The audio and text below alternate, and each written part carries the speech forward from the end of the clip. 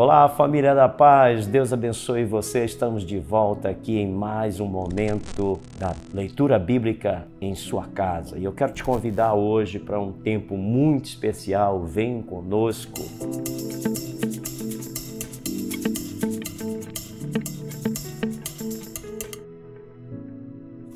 Abra sua Bíblia aí comigo em 1 Crônicas, capítulo 24. Nós vamos hoje tratar nesse tema sobre as funções sacerdotais. O autor aqui ele vai separando por tema e ele dá aqui a exatidão do que iriam fazer os filhos de Arão, os turnos. Ele diz: quanto aos filhos de Arão, versículo 1, foram eles divididos por turnos. Você lembra que ainda no Novo Testamento, no livro de Lucas, Lucas capítulo 1, do verso 8 ao 10, nós temos ali aquela narrativa de Zacarias, quando ele adentra o templo para cumprir a etapa do seu turno. E ali ele tem aquela mensagem de um anjo que diz a ele que ele será pai de João Batista. Então você tem uma noção que ainda no Novo Testamento ainda há essa função sendo exercida. É bem verdade que alguns livros, como o livro de Levítico, eu vou te dar esses textos só para você enriquecer mais a tua meditação. Mas no livro de Levítico ele vai falar das exigências que um sacerdote deveria ter. Ele não deveria faltar os dentes, ele não deveria ter alguma lesão no corpo, ele não deveria se contaminar com mortos. A exceção para visitar mortos, participar de um velório, era somente por um parente bem querido, um pai, uma mãe, uma irmã, e assim eles seguiam. Mas é interessante porque quando a gente chega no Novo Testamento, no livro de Hebreus, para ser exato, Hebreus capítulo 4, ele vai falar que Jesus cumpriu as exigências sacerdotais e assim nos deu o privilégio de acessarmos, termos livre acesso ao trono da graça. Olha só o que ele diz no versículo 14. Tendo, pois, Jesus, o Filho de Deus, como grande sumo sacerdote que adentrou os céus, conservemos firme a nossa confissão, porque não temos sumo sacerdote que não possa se compadecer das nossas fraquezas. Pelo contrário,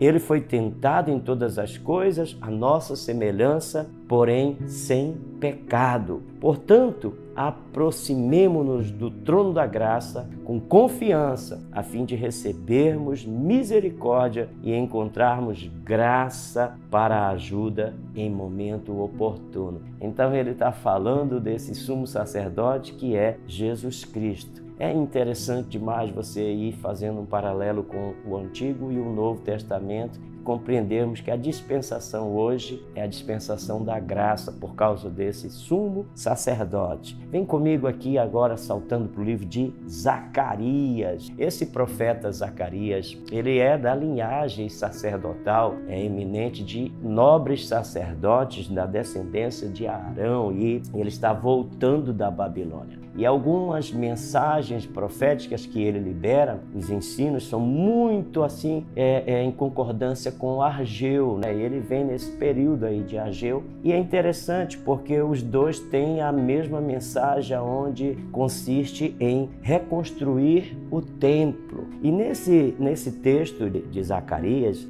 ele vai tratar exclusivamente com os pastores, porque se você ler aí nos primeiros versículos, você vai ver que os pastores estavam cheios de ganância, de ambição, cada um queria cuidar dos seus negócios, estavam esquecendo o principal, o cuidado com o povo de Deus. E é interessante porque, como eu te falei, as mensagens são em concordância com Ageu. Quando você lê em Ageu 1, do versículo 3 ao 9, dá uma corrida rapidamente para esse texto, porque ele vai enriquecer essa sua meditação. Ageu 1, do 3 ao 9, olha como é que era o retrato do povo ali nesse texto. Diz assim: por isso a palavra do Senhor veio por meio do profeta Ageu, dizendo: acaso é tempo de vocês morarem em casas luxuosas? Olha, uma correção, enquanto este templo permanece em ruínas? Portanto, assim diz o Senhor dos Exércitos: considere o que tem acontecido com vocês. Vocês semearam muito e colheram pouco. come, mas isso não chega a matar a fome. Bebe, mas isso não dá para ficar insatisfeito. Põe roupa, mas ninguém se aquece. E o que recebe salário, recebe para colocar em sacola furada. É o que Deus estava dizendo para eles. Enquanto vocês se preocupam tanto em cuidar das suas questões pessoais, morando em casas tão lindas, luxuosas, diz o texto, e esquecem do templo, esquecem o propósito. Ele está corrigindo o povo, porque o povo, os pastores principalmente, eles haviam perdido o propósito que era a reconstrução do templo. E Zacarias e Ageu, eles estão focados em trazer de volta essa proposta de reconstruir o templo. E é muito lindo. Continua nessa palavra, gastando mais tempo, porque eu ainda quero repartir com você João capítulo 6, versículo 22 ao 59. Aqui nós vamos ver a história que Jesus está tratando com a multidão.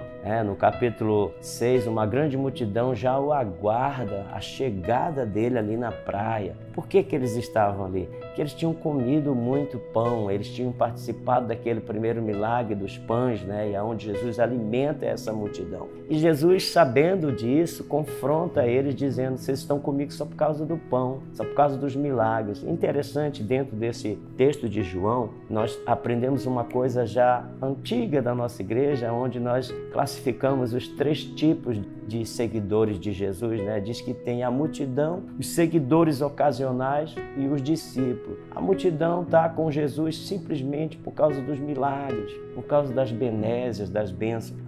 Os ocasionais é aqueles que vão uma vez ou outra, como foi o caso de Nicodemos, José de Arimateia. Esses têm a sua importância, E os seguidores de Jesus, os discípulos, esses são os mais importantes, porque Jesus deixou na última fala dele, dizendo que ide por todo o mundo, pregai o evangelho, fazendo discípulos. Então, esses são os mais importantes e a necessidade do reino é para a formação de discípulos. Nesse texto, Jesus vai dizer: eu sou o pão da vida. Ele diz: não busque só a satisfação pelo prazer da comida, do pão da terra, mas busque em mim o prazer de alimentar o seu espírito e a sua alma. Eu espero ter contribuído aí com você. Nós estamos fechando mais esse episódio da leitura bíblica em um ano. Estamos finalizando. Não esquece que você, no final do ano, vai ter lá o seu certificado comprovando que você participou e você vai poder dizer: realmente valeu a pena. Deus abençoe, ama a sua vida e não esquece de enviar esse vídeo para as pessoas da sua célula, para o seu grupo de amigos e deixar seu comentário e curtir aí, tá bom?